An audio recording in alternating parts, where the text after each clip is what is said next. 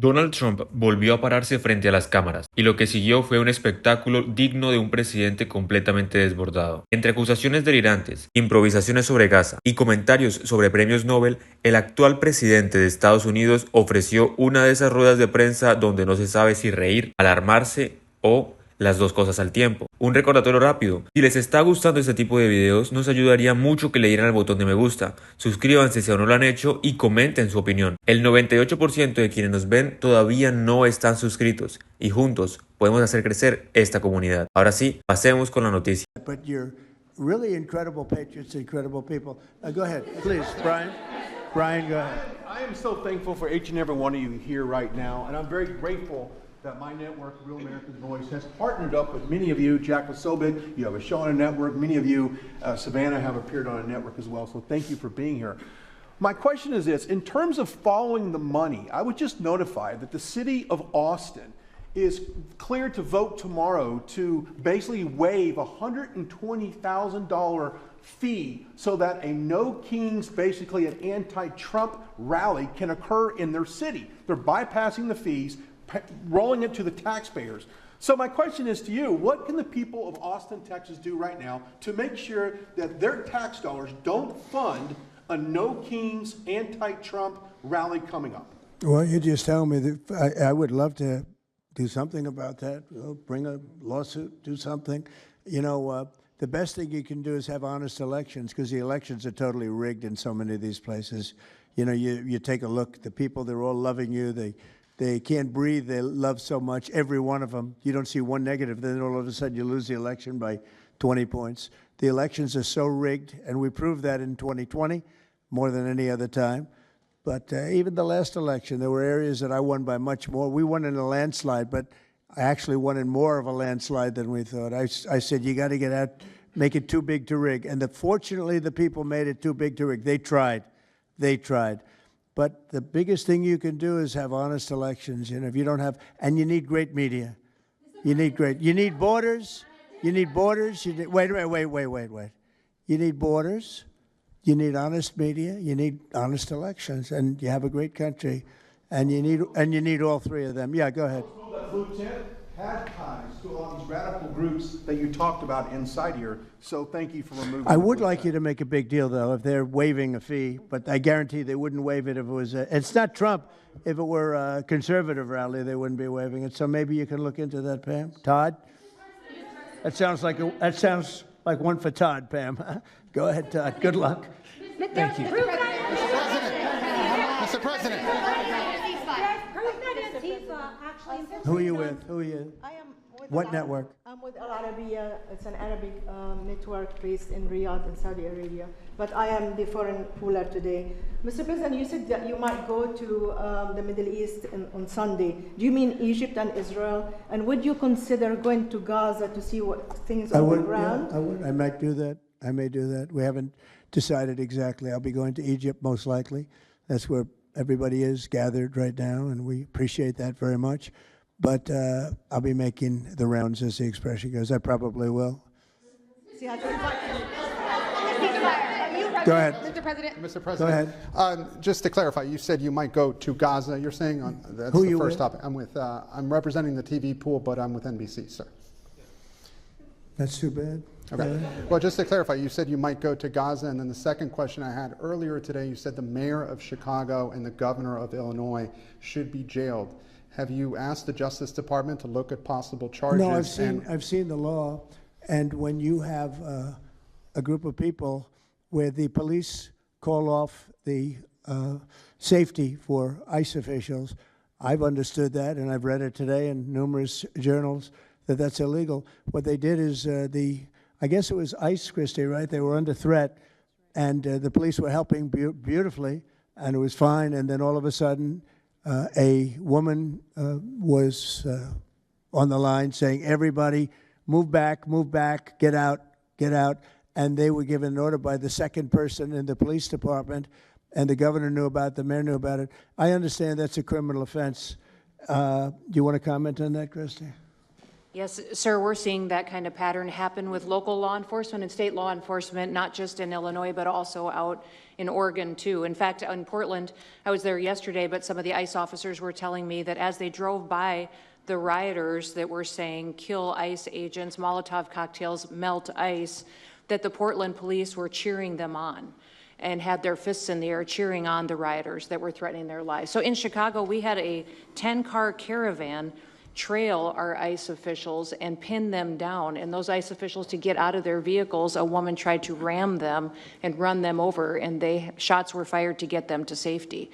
So it's happening on a regular basis, and any elected official that allows this to happen and gives cover to those kind of individuals who are perpetuating murder should absolutely be prosecuted, in my opinion. Those two should be prosecuted. Daniel. Thank you. And by the way, we have Marco Rubio. Marco, come on up here, please. He's going to bring a little stability to this group. Come on up. Does everybody know Marco Rubio? Is there anybody that doesn't? Some of the reporters don't. That's why they shouldn't be reporters. Which job is he here for today, Come sir? on up here, Marco. Anything we should know about the Middle East? That's what we're hoping to talk to you about here, Mr. President. He's doing a good job. He was born for this job, I can tell you. Daniel, please. President, thank you very much. I have two questions for you, if that's okay. Seamus talked a little bit about the money aspect of this. Do you believe if you go after where the money is coming from with Antifa, in regards to Antifa, do you believe that would be similar to cutting the head off the snake, so to speak? And I have a question It would on help. this. I don't know that it would be totally complete, but it would certainly, you'd knock out 75%, 80%, 85%. These people, a lot of them don't believe it. You know, when I watch them, I say, I can almost tell a pro they're like professionals. That's all they do. And they get paid by somebody. I think it would knock out a lot of it. Yeah, not all of it maybe, but a lot of it. And then a follow-up to that is a lot of the people who we've listened to over the last hour, they've emphasized that Antifa, it's not necessarily this big organized thing. It's a bit ambiguous. It's deorganized. I think that's one of the words that Andy used. What is the challenges of going after a group that makes it intentionally difficult to go after and find? That could be for you, the Attorney General, anyone up there. Well, they're smart people, and they deceive. A lot of them are crooked people. A lot of them have been staying out of trouble their whole lives, and they've been bad from the day they were born, frankly. But these are sick people. Pam, go ahead, please. Well, they're smart, but they're not smart enough. Oh, my microphone's broken. They're smart, but they're not smart enough. They have been covered by these liberal cities for so many years. And that's why we're all working with Treasury, with all these different departments, to find the criminal conspiracy. Okay. I'm just giving. Yeah, I was just given a note by the Secretary of State saying that we're very close to a deal in the Middle East, and they're going to need me pretty quickly. So I will take a couple of more questions. Please. Thank you, sir. I also have two questions for you, if I may. Have you given any more thought to possibly suspending habeas corpus to not only deal with these insurrectionists across the nation, but also to continue rapidly deporting illegal aliens? Yeah, it's suspending who? Habeas corpus, sir. Oh, I don't know. I'd rather leave that to Christie. What do you think? No, sir, I haven't been a part of any discussions on that. All right, go ahead. In the ceasefire This is negotiations. CNN speaking, by the way. So, Are you this personally is one participating? of the worst reporters that you'll ever see. I don't even want to take a Well, question. It's a Mr. waste of President, time. Go ahead. How will you decide which workers get back pay and which workers do not? Well, we're going to see. Most of them are going to get back pay, and we're going to try and make sure of that. But some of them are being hurt very badly by the Democrats, and they therefore won't qualify. Go ahead, please. What will the administration do to foreign Antifa organizers and funders who are located overseas? Go ahead. In the yellow, please. Thank you, Mr. President. So the Nobel Peace Prize will be announced on Friday. You've been nominated by many world leaders. By many, many countries. That's By many right. countries, as well as the hostage families. Do you think you will win? I have no idea. I mean, look, I did settle.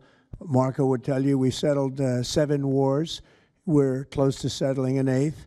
And I think we'll end up settling the Russia situation, which is horrible. 7,000 people died last week, by the way, in Russia, between Russia and Ukraine. I think we'll settle that. So I don't think anybody in history has settled that many, but perhaps they'll find a reason not to give it to me, you know? Perhaps they will. President, are you personally participating in the ceasefire negotiations? Thank you. Going to the shutdown quickly, what is your position on the extension of health care subsidies, which is what Democrats are asking for? All I want to do is very simple. I want to get the country open, and then we're going to discuss that.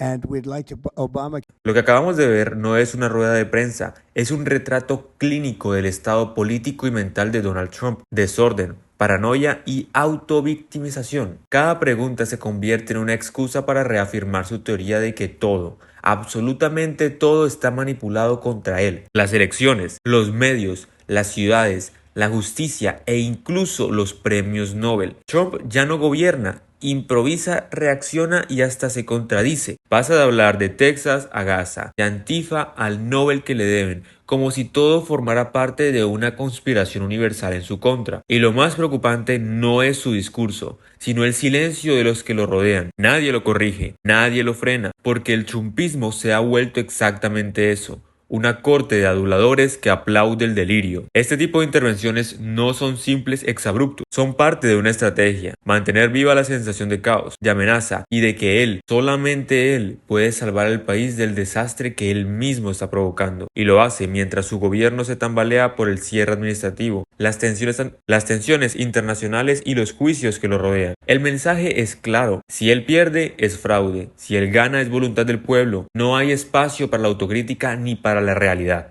Lo que vimos en esta conferencia es más que una anécdota, es la confirmación de que Trump no busca convencer, sino dividir. Cada palabra, cada exageración, cada acusación absurda está diseñada para reforzar la idea de un enemigo interno constante. Periodistas, demócratas, inmigrantes o incluso ciudades enteras. Pero detrás de ese ruido lo que se revela es debilidad. Un presidente que necesita inventar enemigos para no enfrentar su propio fracaso. Si este análisis te resultó útil, no olvides suscribirte, dejar tu like y compartir este video. Esto es Rumor de Estado.